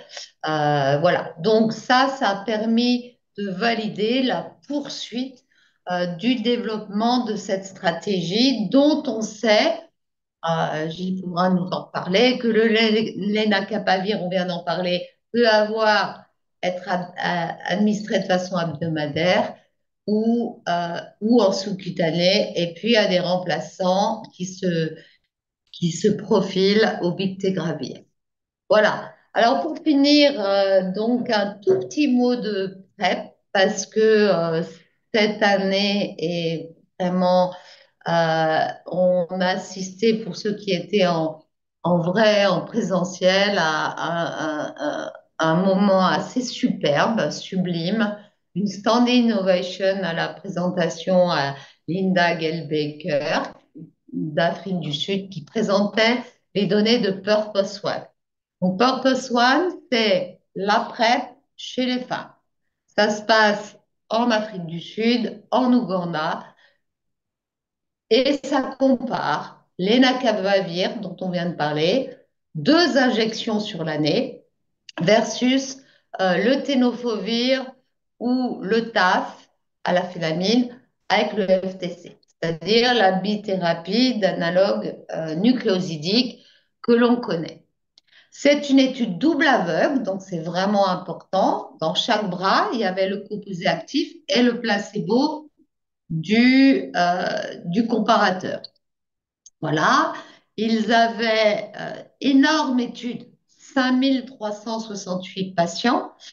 C'est une étude qui a inclus des femmes et c'était bien parce qu'ils ont pris des femmes qui, pas forcément des majeures, des 16-25 ans, qui étaient actives sexuellement, qui n'utilisaient pas de la PrEP, voilà, et qui n'avaient pas besoin de contraceptifs, voilà. Donc 5300, vous voyez, c'est important. Et là encore, une analyse intermédiaire qui avait été planifiée quand 50% des participants auraient bouclé 52 semaines de suivi. Pourquoi on fait ça? Pour s'assurer qu'il n'y a pas finalement un effet déjà notable qui ne rendrait non éthique de poursuivre l'étude. Voilà, et les résultats. Donc voilà le schéma, un autre schéma de l'étude. Ce qui est intéressant, c'est que, évidemment, seulement les femmes VIH négatives étaient éligibles, mais les positives, avec un test d'infection récent, ont servi pour estimer l'incidence du VIH de base, comme si c'était un peu un groupe contrôle, puisqu'évidemment, il n'y avait pas, hein, tout le monde avait un produit actif. Et donc, quels ont été les résultats? Alors, pardon, je vais trop vite en besogne. Juste pour dire que c'est effectivement ça, j'ai trouvé ça vraiment important. C'est des femmes qui ont 21 ans sexuellement actives, qui sont peu souvent un partenaire stable. Vous voyez quand même beaucoup d'IST avec près de 25% qui ont une infection à chlamydia, mais aussi du gonocoque, du tricot, et puis des gens qui s'étaient déjà fait dépister. Donc vraiment bien dans la cible pour cette population. Et les résultats ont été les suivants. L'incidence du VIH, donc vous vous rappelez donc les trois groupes de l'essai, le groupe Lenacapavir, le groupe TAF-FTC, le groupe Tenofovir-FTC, à chaque fois, il y a 2000, 2000, et là, il y a 1000. Donc, on regarde là, il y a eu 0 infection chez les femmes qui recevaient du Lenacapavir. Dans le même temps, 39 infections chez les femmes qui recevaient le TAF et 16 infections chez les femmes qui recevaient le Tenofovir. Donc, si vous groupez ça, vous voyez que 39 et 16, ça doit faire 55 infections versus 0, et c'est ça qui est spectaculaire. Alors que, vous voyez, si en termes d'incidence, eh bien, dans les pays, les deux pays où ont eu lieu cette étude, on était plutôt à 2,4 cas de VIH pour 100 patients année. Donc, pas besoin d'être gros statisticien pour voir l'extrême supériorité du lenacapavir. Et alors, vous allez me dire, c'est terrible, quoi. TAF, ténofovir, ça marche pas chez les femmes. Ben, on sait pas, on sait bien. Je vais vous dire pourquoi. Eh bien, ça, voilà, on peut passer celle-ci. En fait, quand on regarde l'observance, et ça, Gilles qui est à côté de moi, pourra compléter. Mais vous voyez que effectivement, pas de souci pour les injections. Regardez les pourcentages extrêmement importants des gens qui ont eu les injections à la date prévue. Donc, vous voyez la motivation. Alors que finalement, le rouge, c'est les dosages faibles. Vous voyez comme avec le temps, ça commence pas trop mal avec les molécules orales. Mais ça, voilà, ça se maintient pas dans le temps. C'est pour ça que ça marche pas. C'est que voilà, on s'est rendu compte dans les essais HPDN, ça, voilà, ça ne va pas. Les femmes adhèrent pas vraiment au traitement oral. Donc, observance médiocre au médicament oral, alors que l'observance était élevée, et c'est ça qui fait toute la différence. Voilà, la tolérance, on passe, mais ça a été excellent. Finalement, sur un total de 25 000 injections réalisées, il n'y en a que 4 réactions qui ont été suffisamment notables, c'est injectable sous-cutané, qui ont conduit à l'arrêt du lenacapavir. Donc, voilà. Donc, une standing ovation est vraiment quelque chose qui doit changer la donne et qui doit faire qu'on doit se mobiliser tous pour que ce lenacapavir en PrEP soit disponible. Alors, pour une fois, l'étude femme était montrée avant, mais il y a la même chose chez les hommes, donc à haut risque d'infection, qui étaient les hommes homosexuels ou les transgenres. Donc, l'enacapavir versus, ici, il n'y avait que le TDF FTC. Donc, vous voyez, des gens de 28 ans, on passe beaucoup d'IST, pas mal aussi. C'est des gens qui sont exposés. Et là, eh bien, donc, dans le bras, donc TDF, 9 infections versus 2 infections dans le bras LENA. Donc, moins spectaculaire que chez les femmes, d'abord parce qu'on sait bien que la PrEP chez les homosexuels sont beaucoup plus proactifs pour prendre la PrEP. Voilà, peut-être qu'il y a des raisons aussi de pénétration dans les tissus. Mais voilà, donc très clairement, un positionnement du lenacapavir en PrEP, 2 injections par an, vous voyez, c'est vraiment une supériorité extrêmement importante. Voilà, donc pour conclure, très clairement, cette année, mais l'année d'avant et puis les années qui vont venir, c'est la place croissante des molécules, avec beaucoup de choses qui sont en développement, des NNRTI, des inhibiteurs d'intégrase qui soient aussi en injectable, d'autres capsides, des inhibiteurs de capsides, euh, que ces long-acting sont aussi voilà, révolutionnaires en matière de PrEP et que pour tout ça, ce qu'on disait, c'est vraiment important de préserver l'efficacité, en tout cas, des inhibiteurs d'intégrase et pas les laisser s'échapper. Voilà. Alors bonjour à tous. Alors j'ai déjà un petit message à vous donner, c'est que vous pouvez poser vos questions dans le chat, ce qui fera qu'on aura un peu plus de disponibilité pour répondre. Alors moi, je vais faire le même exercice que mes collègues Charlotte et Christine. Je vais vous parler d'actualité pharmacologique, de ce que j'ai pensé être plus pertinent de ces derniers conférences internationales. Ma déclaration d'intérêt. Voilà, donc évidemment, je ne vais pas déroger à la règle, je vais vous parler de long-acting, injectable et des combinaisons qu'on peut faire avec les outils qu'on a à disposition, sous-entendu les combinaisons de molécules. Les long-acting, donc injectables, avec des plus longues demi-vies, les long-acting orales hebdomadaires. Christine a déjà parlé d'islatravir, cet inhibiteur de translocation conjugué avec le lenacapavir, et puis aussi le bictegravir avec le lenacapavir, sous un autre angle, sous l'angle de la pharmacocinétique et peut-être d'insuffisance ou du moins d'une avancée et d'une rapidité à tester les combinaisons par ces firmes, de sorte que probablement les outils qu'on a à disposition ne sont peut-être pas complètement adaptés et qu'elles sont probablement le signe avant-gardiste de molécules et de combinaisons qui arrivent. Et puis évidemment, inévitablement de la grossesse, parce que cette année a été le terrain de jeu de femmes enceintes et de l'utilisation des composés pour compléter les informations qu'on avait à disposition sur les antirétroviraux. Alors déjà, je commencerai par une définition. Le terme long-acting, qu'entend-on par composé à longue durée d'action? Eh bien, en général, on les définit par définir l'intervalle entre 2 doses administrées. Et lorsque cet intervalle entre 2 doses consécutives est supérieur à une semaine pour la voie orale, on considère que ce qu'on appelle long-acting, cette combinaison. Et puis quand elle est supérieure à 1 mois pour la voie parentérale ou supérieure à 6 mois pour les dispositifs implantables, on les considère comme long-acting. Voilà.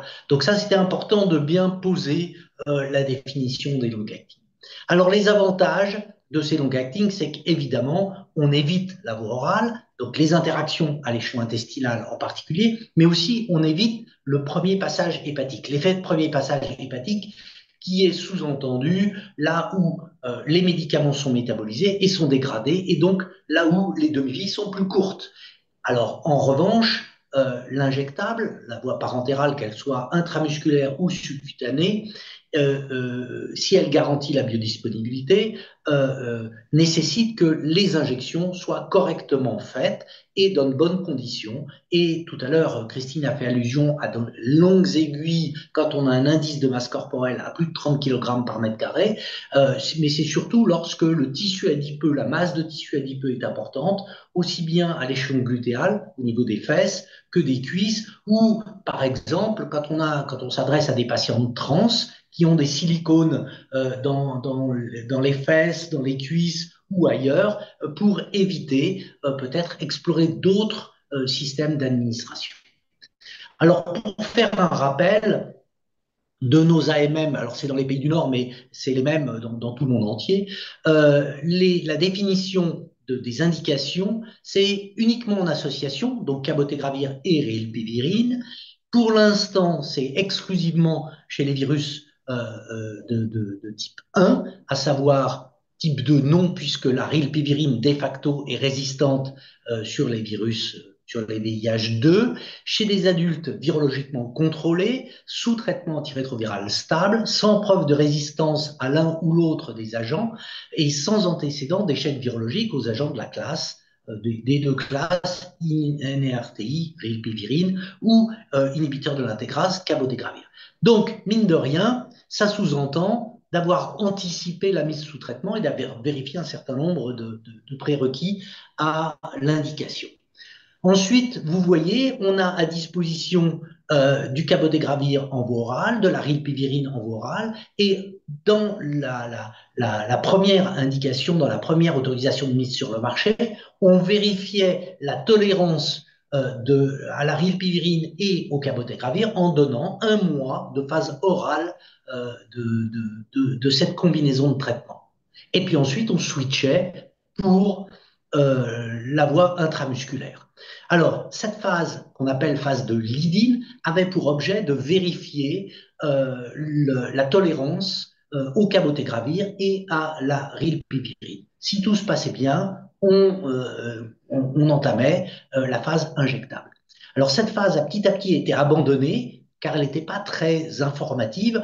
Et puis, surtout, cabotegravir et rilpivirine étaient très bien tolérés par voie orale, comme elle l'est très bien par voie intramusculaire. Donc finalement, on s'en est affranchi et on peut switcher directement un premier traitement pourvu que ces indications soient vérifiées vers la voie intramusculaire. Mais cette voie intramusculaire, vous voyez ici le schéma d'administration tous les 2 mois et puis tous les mois, les 2 formes sont admises en Europe, mais seuls les galéniques de l'injectable tous les 2 mois, c'est ici, sont autorisés et commercialisés en Europe. Ce qui veut dire qu'on ne peut faire en Europe que l'administration, que ce schéma-là. C'est-à-dire, on commence par une administration, par une dose de charge, 900 mg de rilpivirine une fois par mois, le premier mois, et 600 mg de cabotegravir une fois par mois, le premier mois. Et puis ensuite, on commence tous les 2 mois les administrations. Alors évidemment, c'est cette forme de cabotegravir et de rilpivirine sont des nanoparticules, donc la rilpivirine et le cabotegravir sont enchâssés dans des nanoparticules qui permettent une injection intramusculaire et une lente disposition dans la circulation générale de ces 2 principes actifs. Voilà, donc ça c'est important de bien comprendre qu'on a à disposition que tous les 2 mois, sauf évidemment la dose de charge le premier mois, et ensuite tous les 2 mois pour le long terme. Donc ça c'est vraiment très important. Alors après, évidemment, tout à l'heure je vous ai dit en préambule qu'il pouvait y avoir des écueils à l'administration qu'il fallait garantir. Donc vous voyez, on a en recherche un certain nombre de systèmes de long-acting. Les implants, par exemple, qui ont été utilisés en PrEP de TAF ou de T2F l'année dernière en Afrique du Sud, il y a eu un essai qui s'est soldé par un échec parce qu'il y avait une mauvaise tolérance.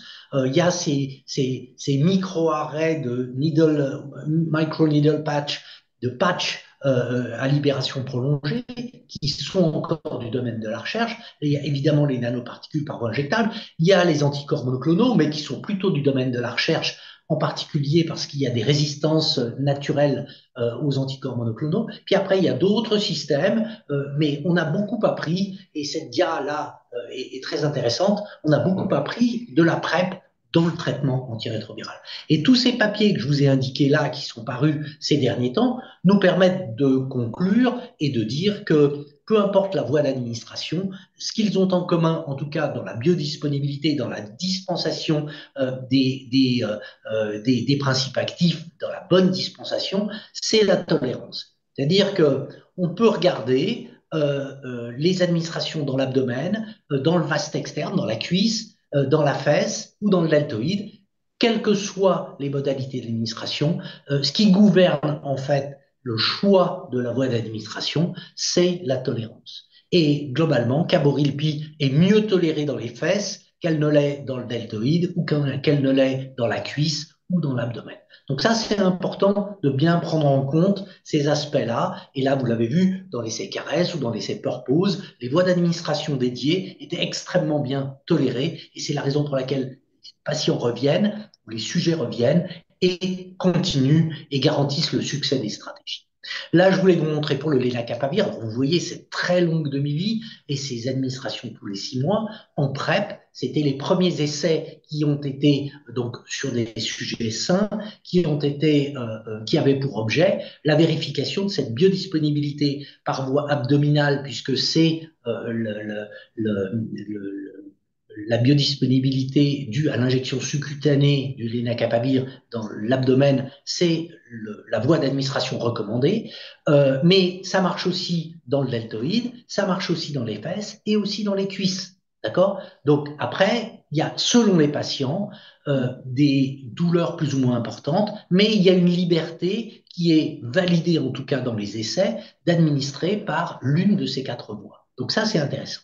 Ensuite, vous voyez, on a bougé un peu les lignes, Christine le disait sur les charges virales qui répliquent, mais on a aussi été chez les adolescents et plus seulement chez les adultes, et on voit là que la dose de charge chez des adolescents, c'est la même que celle d'adultes, adolescents à plus de 12 ans, plus de 35 kilos, mais on voit qu'elle est aussi peut-être un peu plus douloureuse. Il y a plus de réactions aussi d'injection qu'elle ne l'est pour ensuite les administrations suivantes. La première injection est douloureuse. Donc ça nécessite probablement une éducation des sujets ou des patients. Et puis l'exposition plasmatique, les concentrations, on voit, mesurées juste avant l'administration suivante de cabotegravir ou de rilpivirine sont complètement superposables à celles des adultes. Donc ça, c'est vraiment très bon signe puisqu'on sait que les difficultés d'observance ou la confidentialité ou les problèmes de déglutition chez les adolescents sont plus aigus encore que chez les adultes et on peut trouver là quelque chose d'encore plus intéressant dans l'indication de ces adolescents. Alors, si on en revient au lenacapavir, vous voyez, les systèmes d'administration, les schémas d'administration ont évolué au cours du temps. Le premier, ici, des phases 2, 3, et donc ceux qui ont l'AMM dans les pays du Nord, c'est une dose de charge, vous voyez, qui est constituée de 2 administrations de 600 mg de lenacapavir à J1, 600 mg de lenacapavir à J2 par voie orale, et 300 mg à J8. Donc ça veut dire que pour tous ces produits long-acting, il faut vraiment inclure et vraiment comprendre qu'il faut faire des doses de charge. Ça veut dire qu'il faut administrer de fortes doses pour préparer les injections par voie injectable. Et ici, à J15, 2 administrations dans l'abdomen pour une dose totale de 927 mg par voie sous-cutanée. Donc ça, c'est le schéma qui a l'AMM aujourd'hui en Europe, dans les pays du Nord.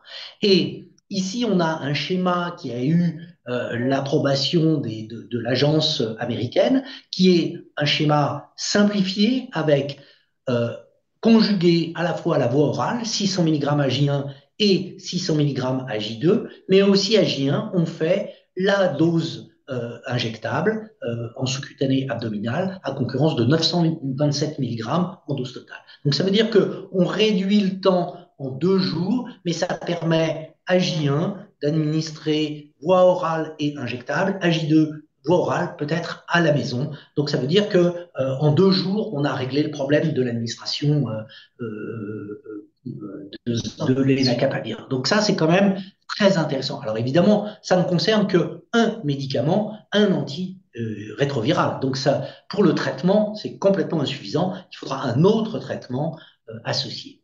Voilà. Et on voit les profils extrêmement plats. Le lenacapavir est une grosse molécule très halogénée avec beaucoup de fluor, beaucoup de chlore, et c'est ce qui lui confère cette longue demi-vie parce qu'on a un métabolisme extrêmement faible, beaucoup moins d'interactions médicamenteuses que les autres médicaments et ces profils pharmacocinétiques très plats qui garantissent cette efficacité antivirale sur 6 mois. Donc c'est vraiment une petite révolution dans le monde et de la PrEP et du traitement antirétroviral, pourvu qu'il ait un, un partenaire. Alors, il y a eu un travail qui a attiré mon attention au congrès de Munich, le AIDS 2024, parce que on y révélait que les comprimés pelliculés de lenacapavir, grosse molécule, je vous le disais, avaient une biodisponibilité par voie orale très faible, 6 à 10%. Ça veut dire que atteigner la circulation et de manière assez rapide, seulement 6 à 10% et c'est la raison pour laquelle on fait 1200 mg de dose de charge en J1 et J2 pour garantir un passage systémique et surtout rapide le plus important. Et donc, ils ont fait, le laboratoire, une prodrogue pour doubler la biodisponibilité orale du lenacapavir.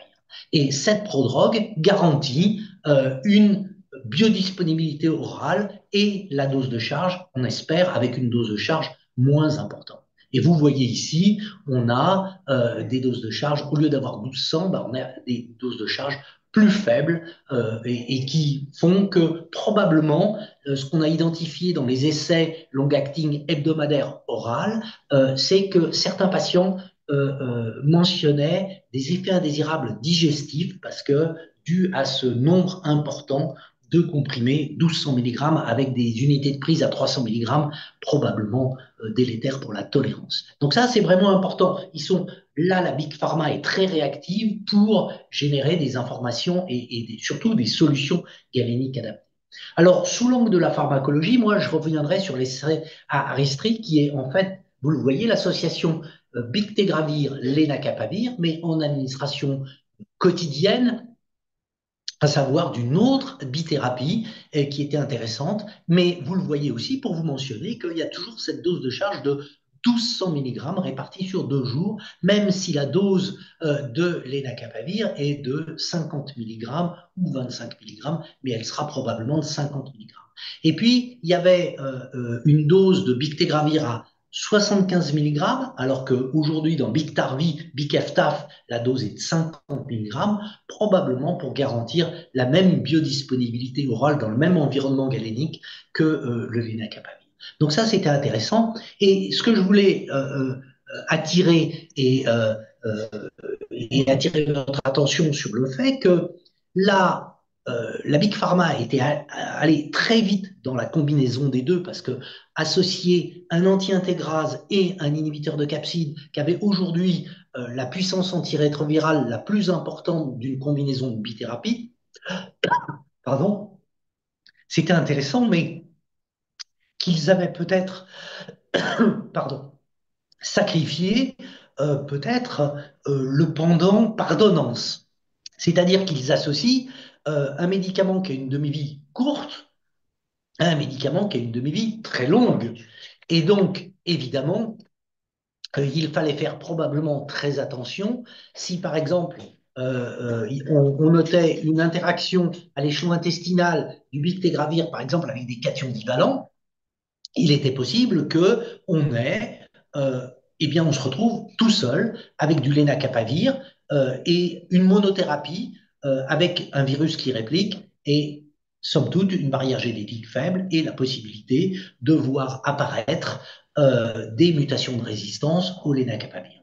Et donc, ça, c'est important de savoir. Mais dans cet essai, heureusement, l'histoire s'est bien terminée, puisque, comme le disait tout à l'heure Christine, malgré cette pardonnance qui est peut-être limite, eh bien, les patients avaient bien pris leur traitement et avaient bien respecté les consignes d'administration, c'est-à-dire à distance, par exemple, des suppléments électrolytiques. On prenait d'abord Biclen et puis à distance les suppléments, par exemple fer, par exemple magnésium, par exemple calcium, etc., à distance de la prise d'antirétroviral, qui conduisait à ces réponses virologiques spectaculaires à S24 et aussi à S48.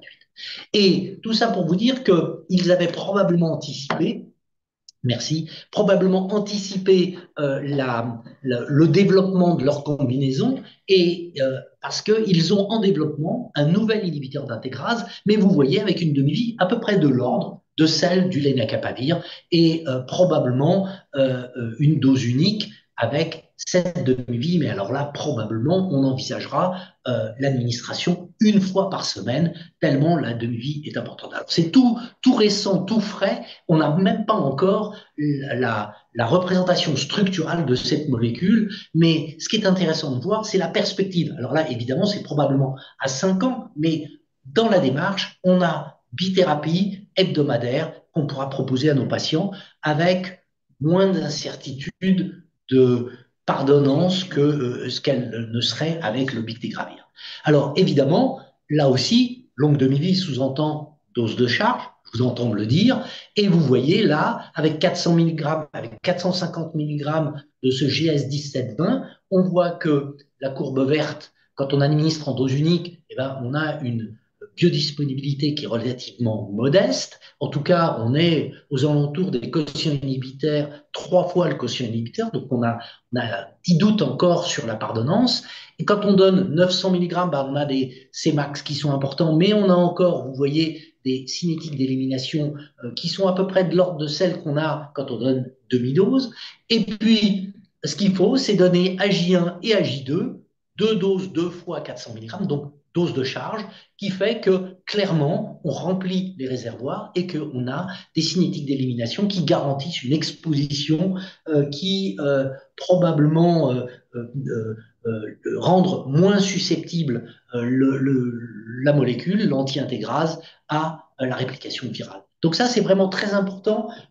Voilà, on a, si on extrapole, en 2 jours, la dose de charge de lenacapavir, en 2 jours, la dose de charge de cette nouvelle anti-intégrase de 17-20, et que probablement ensuite, on aura une bithérapie efficace de manière hebdomadaire. Alors évidemment, ça sous-entend que si les patients oublient de prendre leur traitement dans la semaine, il faudra recommencer ce schéma de dose de charge pour réinitialiser le traitement. D'accord? Donc ça, c'est des choses importantes. Alors ensuite, le lien, il est évident. Quand on parle de long-acting, il faut évidemment parler de grossesse. Et il faut évidemment parler de l'innocuité de ces médicaments au cours de la grossesse. Les avantages de long-acting pour des femmes enceintes, c'est évident, surtout si sont long-acting par voie parentérale, c'est qu'on évitera les nausées, les vomissements du premier trimestre de grossesse, qu'on garantira l'observance, on garantira la confidentialité, c'est important, et puis il y aura un réel bénéfice en termes d'observance et d'exposition dans cette période de vulnérabilité. Et probablement, il y a des choses intéressantes à explorer dans des formulations galéniques dont on dispose aujourd'hui. C'est l'association cabotegravir-lenacapavir. Alors vous allez me dire, oui, c'est important parce que c'est actif sur VIH1 et VIH2, contrairement à rilpivirine, mais on ne sait pas grand-chose encore des tolérances respectives de cabotegravir et de lenacapavir chez la femme enceinte. Et inversement, vous voyez, il y a des risques potentiels qui sont bien connus, mais clairement, c'est les problèmes de confiance. Voilà, quand on fait le bilan de ces données disponibles chez la femme enceinte, on voit qu'entre l'approbation, la validation par les agences et la génération de données au cours de la grossesse, il peut se passer 6 à 8 ans selon les molécules. Et ce qui est intéressant de voir, c'est que pour le cabotegravir, on vient d'en obtenir, donc au bout de quelques années seulement, donc de manière très précoce, par rapport par exemple au dolutegravir, où on a des données, et puis le lenacapavir, avec les essais de PrEP qui vont enrichir le traitement antirétroviral, on va pouvoir utiliser ces molécules dans cette indication nouvelle-là, avec une innocuité quasi garantie chez les femmes enceintes. Alors pourquoi c'est important? Parce que vraiment, si on traite nos femmes en âge de procréer par des long-acting, évidemment, compte tenu des très longues demi-vies, ces femmes-là vont accoucher sous ces traitements-là et vont probablement concevoir sous ces traitements long-acting, et le risque il est important de l'éliminer, évidemment. Là, vous voyez, je vous ai mis les demi-vies d'élimination, 6 semaines pour le cabotegravir, 29 semaines pour la rilpivirine, c'est des formulations long-acting nanoparticules. Donc, ce qui veut dire que, clairement, quand on multiplie par 5 à 7 fois la demi-vie pour avoir l'élimination complète, vous voyez, il faut 1 an pour le cabotegravir et il faut jusqu'à 4 ans pour la rilpivirine. Donc, ça veut dire que si nos patientes interrompent le traitement, elles vont se retrouver, même si elles ne prennent plus de traitement ni par voie orale ni par voie parentérale, sous pression de sélection. Et si elles sont sous pression de sélection en monothérapie, eh bien, il va y avoir des catastrophes, c'est-à-dire des mutations de résistance qui vont apparaître parce que le virus va répliquer en présence voilà, de drogues à faible niveau de concentration. Alors, cet essai HPTN 084 a été un essai assez important parce qu'il permet d'évaluer la tolérance et la pharmacocinétique du cabotegravir long-acting au cours de la grossesse. Et dans l'essai HPTN 084, ils ont fait une extension d'indication qui permettait d'avoir cette information et aux patients de signer un consentement si elles étaient enceintes et exposées au cabotegravir et de vérifier la tolérance. Et dans cet essai, on a 325 grossesses documentées dans les 3 bras, tenofovir, tricitabine sans cabotegravir, cabotegravir en perpartum et cabotegravir en antépartum. Donc ça veut dire qu'on aura y compris les femmes en âge de procréer. Donc on aura l'ensemble de la période de gestation sous cabotegravir. Et en termes de pharmacocinétique, donc pour moi, ce qui est intéressant, c'est d'évaluer le cabotegravir au cours de la grossesse, parce que vous savez, avec les sécrétions hormonales, on a des baisses de l'exposition plasmatique, donc potentiellement de l'efficacité antivirale, et il était important de vérifier ces aspects-là au cours de la grossesse. Donc, si on regarde, bah, vous voyez 325 grossesses documentées, 45 concernaient TNO-FTC, mais 68 et 212 concernaient des expositions de cabotegravir qui étaient importantes. Et en termes de tolérance, on peut être rassuré parce que clairement, pas d'effet, pas de signal, on va dire. Et vous le voyez ici, bah voilà, les issues de grossesse par catégorie, que ce soit évidemment avant la grossesse ou au moment de l'exposition, bah, globalement, il n'y a pas plus de fausses couches, de grossesse extra-utérine ou que dans la population habituelle. Donc, globalement, c'est très encourageant, ces données-là. C'est des patients qui sont séronégatifs pour le VIH, je le répète, mais qui sont en PrEP. Et vous voyez là que, bah, globalement, les enfants sont pas moins bien formés, où il n'y a pas plus d'accouchements prématurés que dans les autres bras. Donc ça, c'est vraiment très intéressant. Voilà le résumé, mais ces résultats rassurent sur l'utilisation de cabotegravir long-acting par voie intramusculaire pendant la grossesse. C'était tous les 2 mois dans une population où les incidences de grossesse et d'infection VIH étaient élevées. Donc c'est vraiment très intéressante. C'est probablement un plaidoyer pour utiliser le cabotegravir long-acting intramusculaire en PrEP, comme tout à l'heure ce que Christine a montré pour le lenacapavir. Alors, si on focalise le discours sur les 50 premières patientes qui ont été observées, décortiquées sous l'angle de la pharmacocinétique, donc vous voyez, elles ont reçu 4 à 5 injections intramusculaires pendant la grossesse. Vous voyez, donc ça c'est intéressant. Les issues de grossesse, c'est nouveau-né à terme vivant, 90%, quelques prématurés, mais c'est une minorité. Donc vraiment c'est intéressant. Et quand on regarde les expositions plasmatiques, et là on a rajouté les indices de masse corporelle, puisque vous savez qu'il peut y avoir un trapping, un piégeage de ce cabotegravir administré par voie intramusculaire nanoparticules, il peut y avoir un piégeage dans le tissu adipeux si on a un indice de masse corporelle élevé. Et vous voyez les concentrations ici, 2,1 mg par litre, 1,9, 2,5. Donc une petite diminution de l'exposition au cours de la grossesse, mais qui n'a pas l'air préjudiciable en termes de concentration de cut-off qui ne garantirait pas l'efficacité antivirale chez ces patients-là. Et vous voyez, au premier trimestre, on a des bonnes concentrations, deuxième trimestre qui ont un peu diminué et troisième trimestre qui reste globalement stable. Donc, globalement, là aussi, on a des résultats qui ont l'air d'être assez intéressants. Alors, évidemment, il faudra regarder le passage transplacentaire, il faudra compléter les données de tolérance, mais les données pharmacocinétiques ont l'air plutôt rassurantes. Voilà. Et chez cette population, vous voyez, les issues de grossesse larges, globalement, c'est plutôt intéressant en PrEP.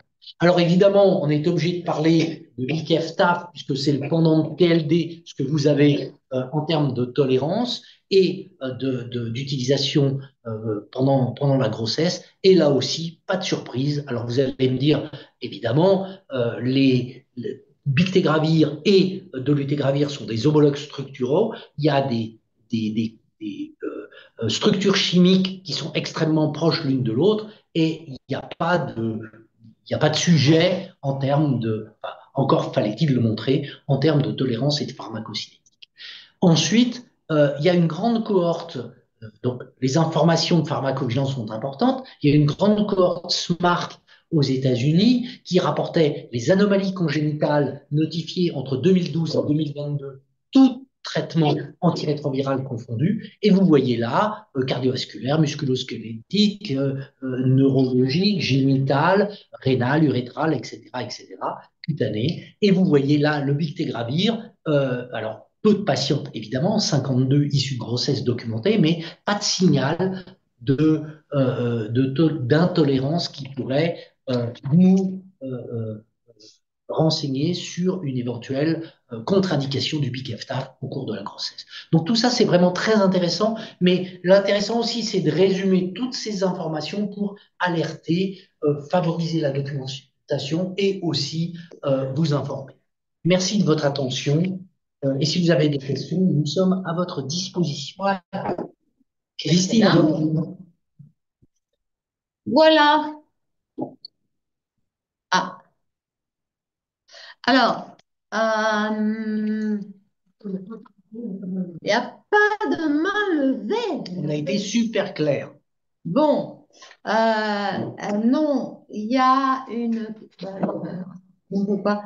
Donc, il y a une question de Moussa Sidibé qui dit oui, par rapport à la Bacavir, que c'est la première ligne chez les enfants. Donc, quid du risque cardiovasculaire? Alors, on va pondérer, hein. C'est vrai que les enfants ne vont pas rester toute la vie avec de la Bacavir. Ils vont évoluer. C'est vrai que si on leur donne la Bacavir par rapport au Ténovovir, il y a des raisons sur effectivement le développement, le squelette, etc. Donc, voilà, pas de risque cardiovasculaire accru pour les enfants, mais au cours de la vie, ils changeront. De toute façon, vous avez vu avec tout ce que on vous a montré très clairement, les trithérapies feront partie de l'histoire dans le futur. Alors, est-ce qu'il y a d'autres questions? Il y a une question. Alors, donc une question de Mahamat. Donc, est-ce qu'il est possible chez les PVVH de privilégier la charge virale par rapport au CD4? Si oui, pourquoi? Bon, alors on revient au basique. En fait, les CD4, ils nous mesurent un stade de l'infection. Je ne vais pas vous refaire le cours VIH, mais entre le début de l'infection et la destruction progressive de l'immunité sur plusieurs années, voire dizaines d'années. Donc, c'est vraiment important. C'est comme si on diagnostiquait un cancer. On a besoin de savoir si c'est un cancer qui est vraiment très étendu, qui a des métastases. C'est pas forcément les mêmes traitements et les mêmes pronostics que quelque chose qui est pris au tout début. Donc, les CD4, oui, après, une fois qu'ils sont remontés avec nos traitements puissants, c'est vrai que si je dois choisir, oui, c'est la charge virale. La charge virale, c'est la mesure directe de l'impact des médicaments qu'on donne et que le patient prend. Donc, vous voyez, ça mesure deux choses différentes. Un CD4 majeur, après un CD4 par an, c'est pas du luxe et on pourrait s'en passer une fois qu'ils sont normaux, parce que la population qui est dans la rue, pas VIH, on ne lui fait pas des CD4, jusqu'à ce qu'on ait atteint voilà, la barre de au-dessus de 400, 350, 400. Et c'est pas du tout la même chose. La charge virale, c'est fondamental, ça fait pas mal, ça fait pas de bruit la charge virale et ça engendre des résistances. Vous avez vu la prévalence de la résistance aux dolutegravir. Donc c'est important de détecter des charges virales qui répliquent en particulier à bas bruit sous dolutegravir. J'espère avoir répondu.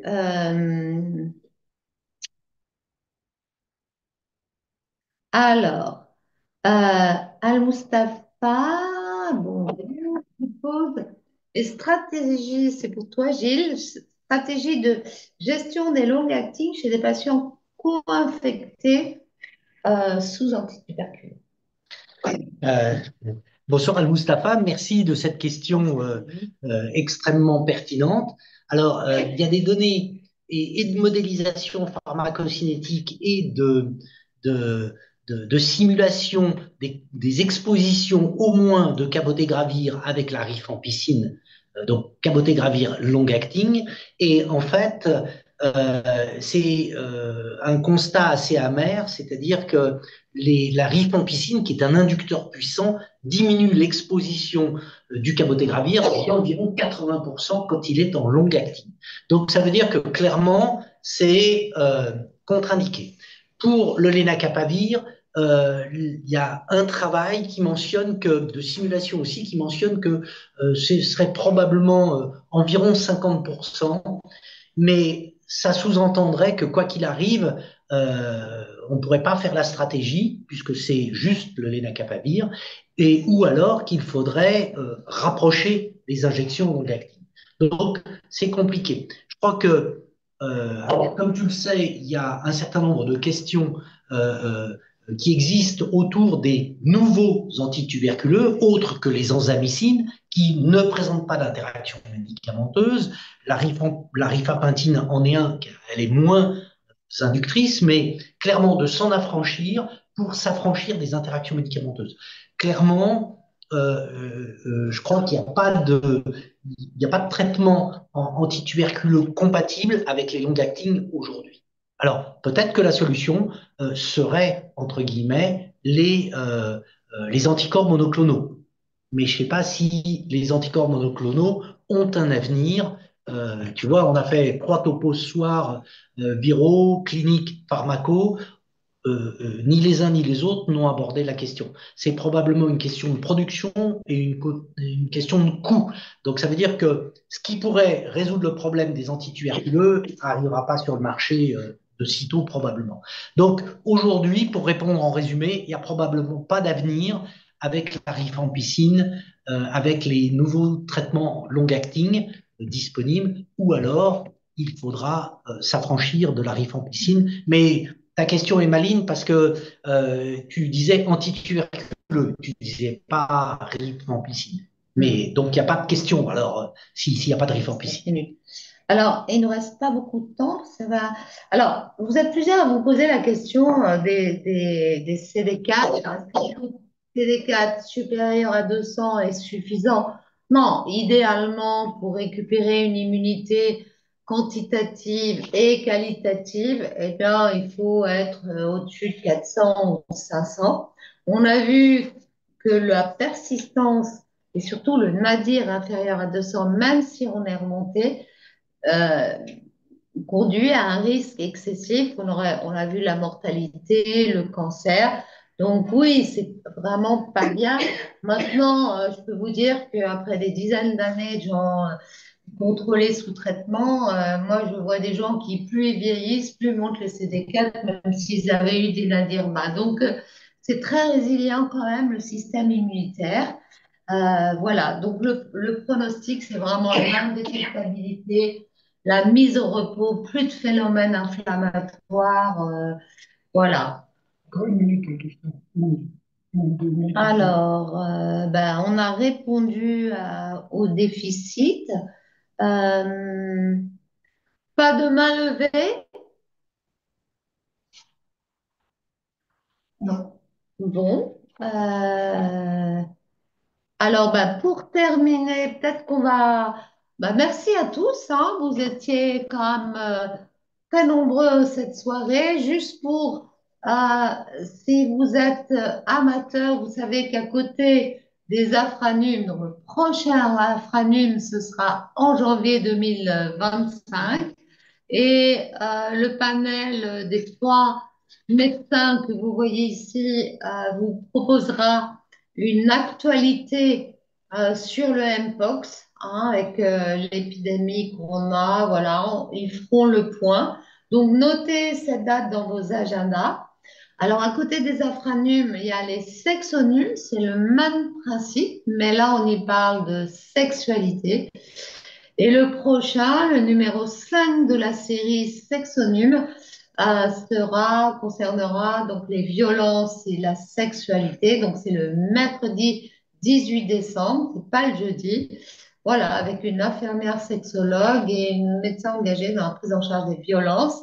Et puis enfin, voilà, juste pour votre information, l'atelier de recherche clinique qui s'intègre, pardon, dans la forme, permet, dans le parcours, la formation à la recherche clinique en santé, dont cette première édition très complète a lieu en partenariat avec l'ANRS, donc aura lieu en avril. Et enfin, tous à vos agendas. Donc là, on a sauté une année, puisqu'on est passé en 2026, mais la prochaine conférence internationale aura lieu au mois de mai à Montreux, en Suisse. Voilà, donc merci Gilles. Merci Comme Christine. toujours, on apprend plein de choses en pharmaco. Vous aurez accès au replay. N'hésitez pas si vous avez encore des questions. Et on vous souhaite à tous, où que vous soyez sur la planète, une très bonne soirée. Au revoir. Au revoir.